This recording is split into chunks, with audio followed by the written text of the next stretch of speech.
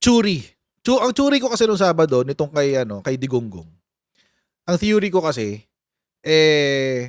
nagpa-press con siya para i-soft launch yung kanyang mayoralty bid. Sasabihin niya, "Oh, gusto ba talaga ng taong tumakbo ako? Oo, gusto bang ng tao tumakbo ako? Gusto ba talaga nila? O sige, dahil gusto nila, tatakbo ako bilang mayor." Oh, yun. Nagdadrama siya para kunyari napipilitan lang siyang tumakbo. Kung ano yung ginawa niya noong 2016 basically, inuulit lang niya. Kumpirmado yung pagdadrama niya. Bakit? Kasi kanina nag-file na siya ng kanyang COC, Certificate of Candidacy, bilang mayor ng Davao. Yan. Tatakbo na siya ulit. Oo, tatakbo na siya ulit. Ex-President Rodrigo Duterte runs again for Davao Mayor. Wow! Wow. Diba? Yan sabi. Kasi yan daw ang kagustuhan ng taong bayan. Pera-perasong reporter lang yun. Ilan reporter lang yun. Tapos tinanong mo, yan ba ang gusto ng taong bayan? Siyempre sabihin nila, oo, mga tao mo yun eh. Pag si Duterte nagsasalita or si Sara, basta any Duterte ang nagsasalita, it is a DD shit show. Pag si Duterte nagsasalita or si Sara, basta any Duterte ang nagsasalita, it is a DD shit show. Specifically made for the DD-list. DD-list. Oo, ginagawa yun para sa mga DD-list. Kasi ganun eh. Yun lang ang kaya ng utak nila eh. Diba? Para sa kanila, feeling nila, ay talaga mahal na mahal kami ni Duterte kasi tatakbo siya kahit matanda na siya. No, that is a DD shit show. It is made especially for you. Oh, pero 'di ba, sabi ng mga tao gusto nila mag-mayor ako, 'di ba? Sabi ng mga tao gusto nila mag-mayor ako. Oo, may cancer na ako eh, may cancer na ako. Oo, may cancer, hindi ko na kayang tumakbo talaga. May cancer na ako. Pero gusto ng taong bayan tumakbo ako, 'di ba? Gusto niyo, 'di ba? Gusto niyo. Sige, tatakbo ako mayor. So it's tailor-made especially for them. Panoorin natin yung balita tungkol diyan. Duterte tandem ang muling kakandidato sa Davao City. Naghain na ng kandidatura sa pagka-mayor si dating Pangulong Rodrigo Duterte, habang running mate niya ang anak na si incumbent Mayor Baste Duterte. Nasa frontline ng balitang yan, si Bril Montalvo. Bandang alas 4 ng hapon ng pagkaguluhan si dating Pangulong Rodrigo Duterte nang dumating sa opisina ng COMELEC sa Davao City. Kasama niya ang partner na si Hanlet Avancenia para maghain ng Certificate of Candidacy sa pagka-mayor. Nag-comment na ba si Hanlet Avancenia doon sa akusasyon na jowa ni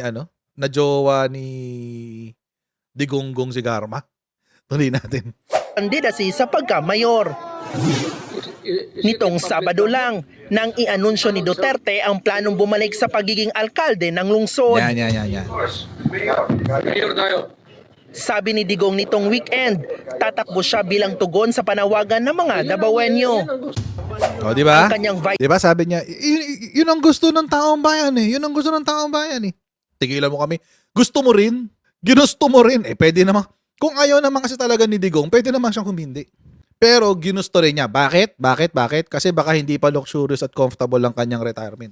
Anong advice ni Ano yung advice ni Digonggong sa mga apo niya na tatakbong politiko? Kung gusto mong yumaman, magnakaw ka. Kung gusto mo maging komportable ang iyong retirement bilang politiko, magnakaw ka. Tapos meron siyang 211 million pesos sa BPI account na shared nila ni Sara Duterte. Oo. Ano pa? Ang tumaas ang kanyang net worth. Oo, 'di ba? Sa salin niya. Bago pa ipagbawal yung paglabas ng kanyang salin. Noong una pwedeng pwedeng kunin yung salin niya anytime eh. Ngayon bawal na. Oo. Siguro ngayon sana pwede na kasi hindi na siya pangulo. Baka ngayon pwede na. Simpleng buhay lang daw siya. Pero may 211 million pesos sa BPI bank account dyan sa May Libiste, sa Makati. Shared account nilang dalawa ni Sara Duterte. Ganda-ganda. Vice Mayor, ang anak niyang si incumbent Mayor Baste Duterte. Naghain na rin si Mayor Baste ng kanyang COC kanina para sa pagka-vice alkalde. Actually, over the past 2 days, nagama kayo mga changes good, but kung ano yung final yun ang mga naisip na ko. Asa tanaw na mo mayo, komportable ra. So, boto na lang ito Okay. pastoryawan. Ana na lang. So, nalipay na po ko nga kuhan. Nga kaning mga tawhan na mga taga Davao, nalipay sila nga balik ang pinalangga nato the former president o former mayor diri sa Davao City. Tinuldukan na rin ng Ayun. Alam nyo mga kotsero, mukhang dito medyo nadulas din si Baste. Mukhang dapat tutuluyan talaga nila yung Senatra nila. Paano natin nasabi? Sabi niya kasi, actually, over the past few days, marami talaga kaming changes. Ayun. So it means mga kotsero, hindi ito yung unang plano. So probably, tama yung sinabi ni Sarah, na yung unang plano is tatakbo silang tatlo for the Senate. Nagbago sila ng plano. Bakit? Bakit daw sila nagbago ng plano? Forward pa natin ng konti.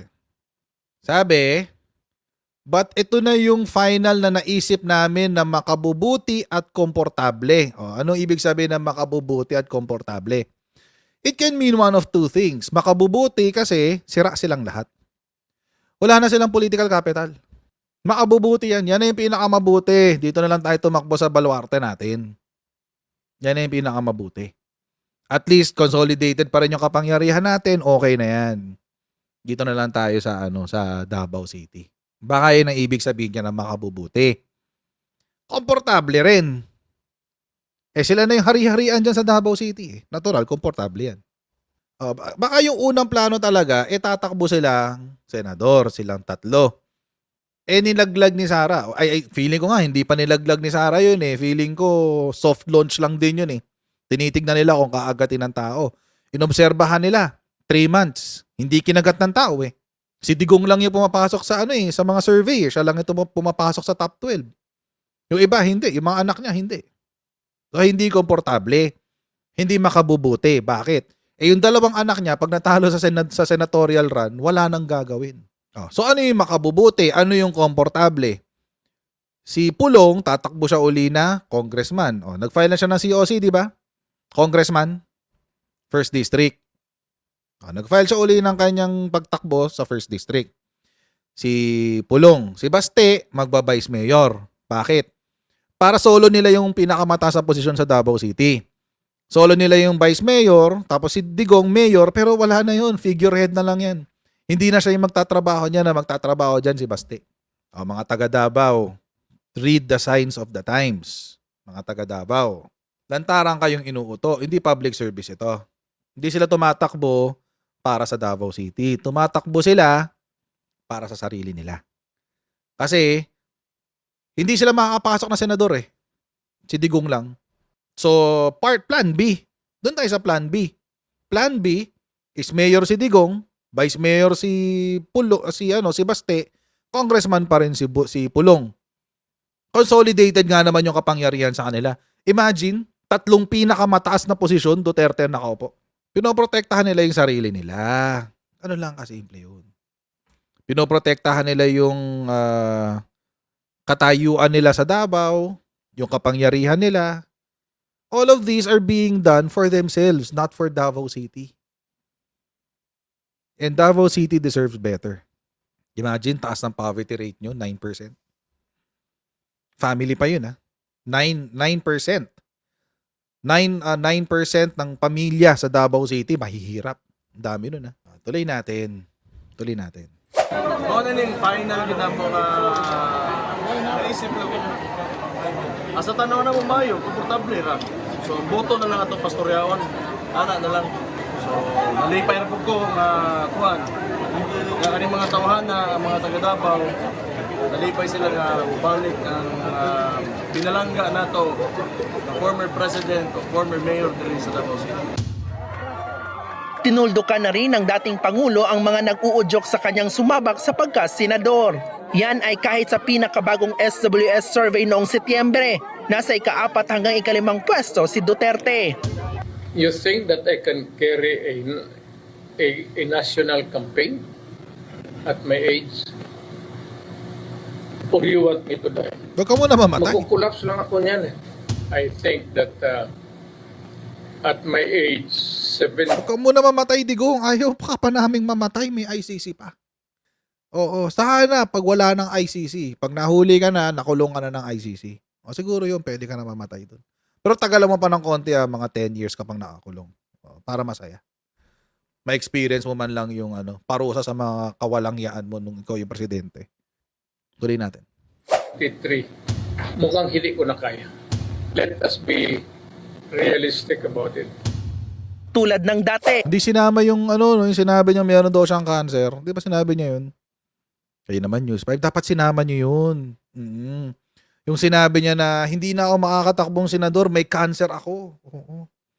Tagal naman yung cancer na yun. 2020, 2019 pa yung cancer na yan. Hanggang ngayon, cancer pa rin. Di ba? Ang dami nang nauna sa kanya. Buhay pa rin siya.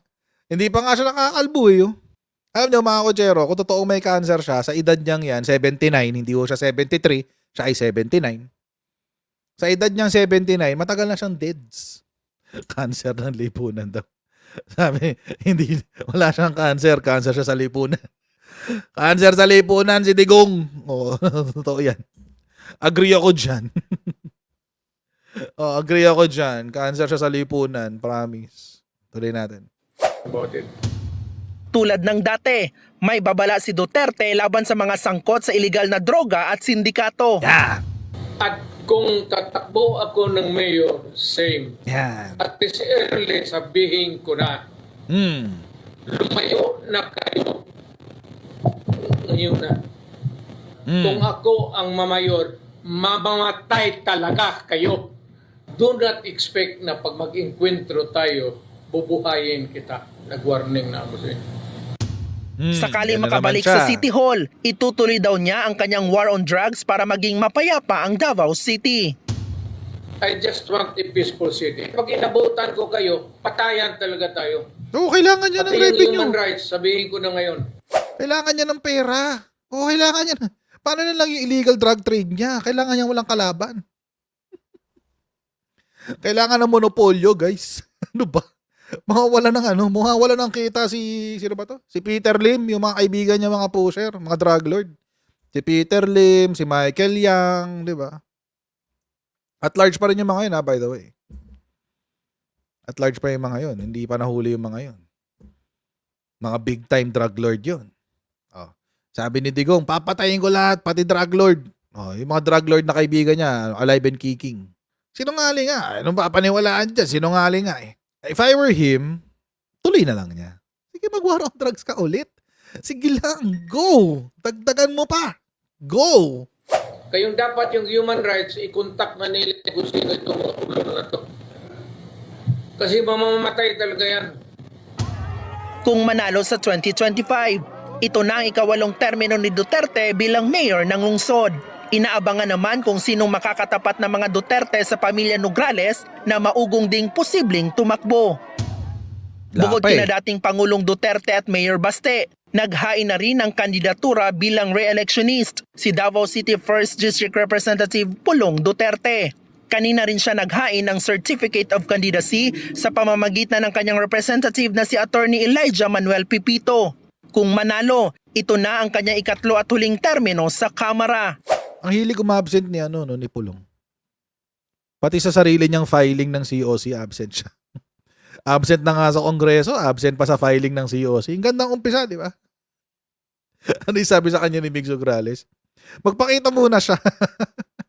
Nung binabati ko ni Pulong si Migs Nograles doon sa yung wala na rong pondo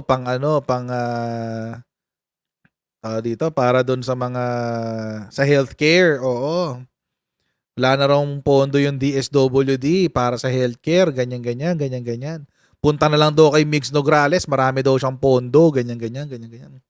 Sabi ni Migs Nograles, okay lang naman, mag-usap kami, pumunta muna siya. Attend daw muna siya ng hearing. Anong hearing? Attend daw muna siya ng kongreso. Di raw uma-attend eh. Lagi raw absent eh. Tinanong pa yung mga nag-interview sa kanya. Sabi, nakita nyo na ba? Nakita nyo na ba si Pulong? Si Congressman Pulong? Nakita nyo na ba siya? Hindi pa, di ba? Napakasipag. Yan ang nakukuha. The Duterte quality. Mga taga Davao City, you really, really, really deserve better. Sobrang deserve niya ng mas magandang public service kesa dito. Promise. Promise. Pero mga kotsero, balikan natin yung mga sinasabi ni Digong tungkol sa war on drugs. Saan na yun? Balikan natin yun. At kung tatakbo ako ng mayor, same. At this early, sabihin ko na, lumayo na kayo. Ngayon na. Kung ako ang mamayor, mamamatay talaga kayo. Do not expect na pag mag-inkwentro tayo, bubuhayin kita. Nag-warning na ako sa inyo. Yun na naman siya no? Doon na naman siya sa ano? Kung ano-ano na pinagsasabi niya. Pero sige, puntahan muna natin. Balikan natin yung war on drugs. Kasi diyan siya nadidiin ngayon sa war on drugs. Oh, diyan siya nadidiin. Balikan natin. Number 1. Ilan ba ang mga namatay nung siya ay mayor at mga pinatay ng kanyang Davao Death Squad? A Davao-based human rights group, the Coalition Against Summary Execution, blamed death squads in the city for 1,424 murders between 1998 and 2015. Napakarami niya, no? Mostly of petty criminals and drug users. O hindi lang pala pati pushers, ha? Hindi lang pati pushers, pati drug users. Duterte, who was mayor for much of that period, denied any involvement. Wala raw siyang kinalaman dyan. Wala akong kinalaman dyan. Hindi ko pinagpapapatay ang mga yan. Oo. Sabi niya, mga kotsero, welcome po sa segment ng ating live stream kung saan ang tinatawag nating Duterte versus Duterte. Ang segment ng ating live stream, ang sinabi po ni Rodrigo Roa Duterte ay wala raw siyang kinalaman sa mga namatay sa Davao City mula 1998 hanggang 2015. Karamihan po ng mga namatay ay mga drug users. Oo. Petty criminals and drug users.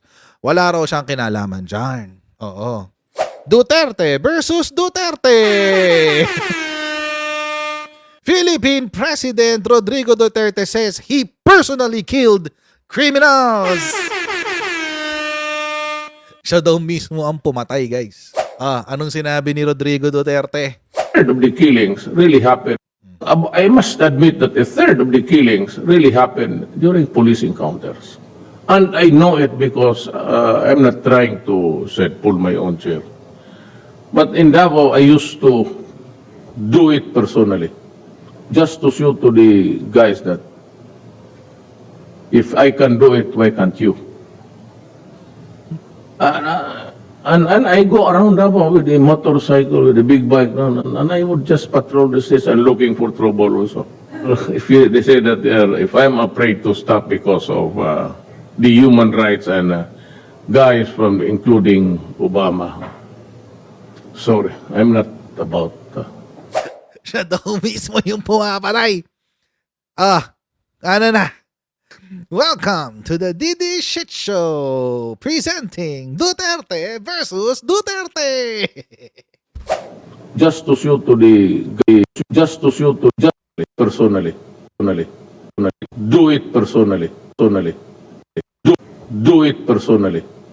Just to show to do it personally. I used to do it personally. I used to do it personally. But in Davao, I used to do it personally. But in Davao, I used to do it personally. Sapa. But in Davao, I used to do it personally. Nung hindi ka pwedeng kasuhan, tapang-tapangan ka. Hamon-hamon ka. Kasuhan nyo ako. Natural, hindi ka pwedeng kasuhan. Presidente ka ng Pilipinas.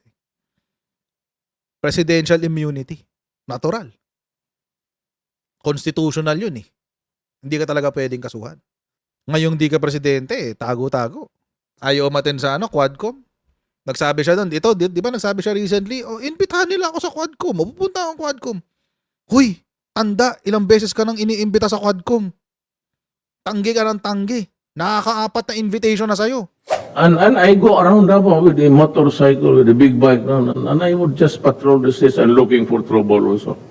They say that if I'm afraid to stop because of the human rights and guys from... Alam mo yung katigasan ng mukha ni Digong? Alam mo yung sinabi niya? Ako mismo yung pumapatay para malaman ng mga polis na kaya nilang gawin yun. Huwag niyo hintayin na kamag-anak niyo yung tamaan ng war on drugs, hindi ko. Ako, wala akong kamag-anak sa Davao. Wala akong kamag-anak sa Davao. Ako na lang yata ang sa pamilya namin, parang ako na lang yata nasa Pilipinas eh. Pero kung ako si Digong, totohanin niya yan. Totohanin niya yung banta niya. Para lalong magkaroon ng dahilan para arestuhin siya. Seryoso.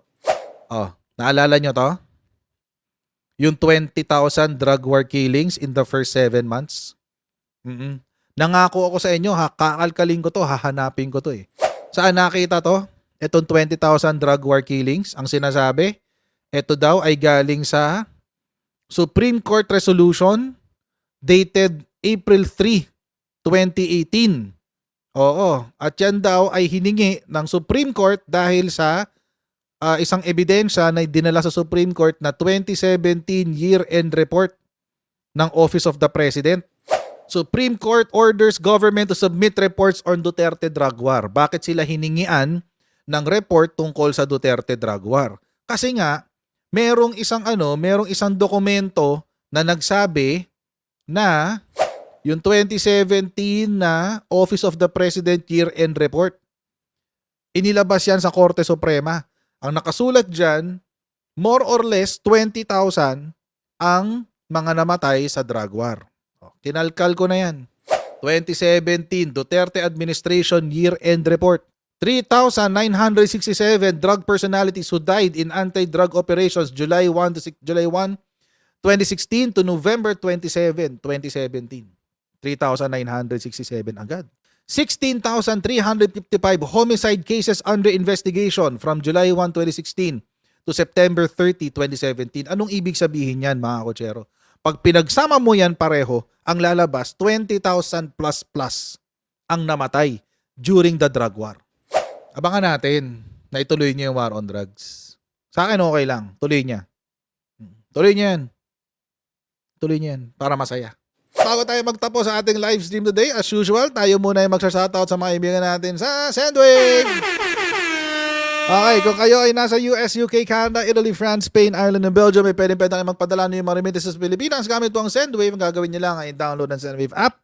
Kumuha kayo ng account, lagay nyo yung bank account details nyo at pwede na kayo magpadala sa GCash, Cash Pickup at iba't ibang mga bangko sa bansa. At kapag ginamit nyo pa ang promo code na Coach Jared sa inyo pong unang padala, ay makakuha pa kayo ng karagdagan $20 free credit sa inyo pong first na padala. Na pwede na rin isama doon sa mapapadala nyo sa mga kamahal nyo sa buhay.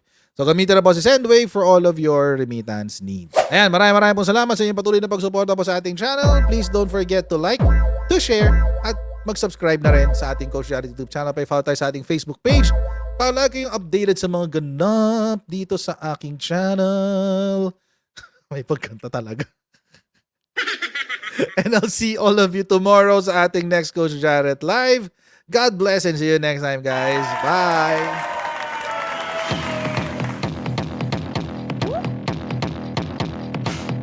Pag ganun, huwag natin gawing tanga mga Pilipino. Mas maganda kasi nasa lugar ka ng tama kaysa yung pinipilit mo yung pagkakamali.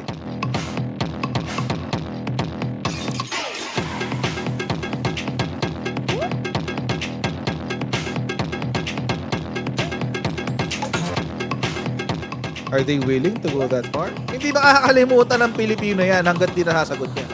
Sino ngayon nagsasabi ng totoo?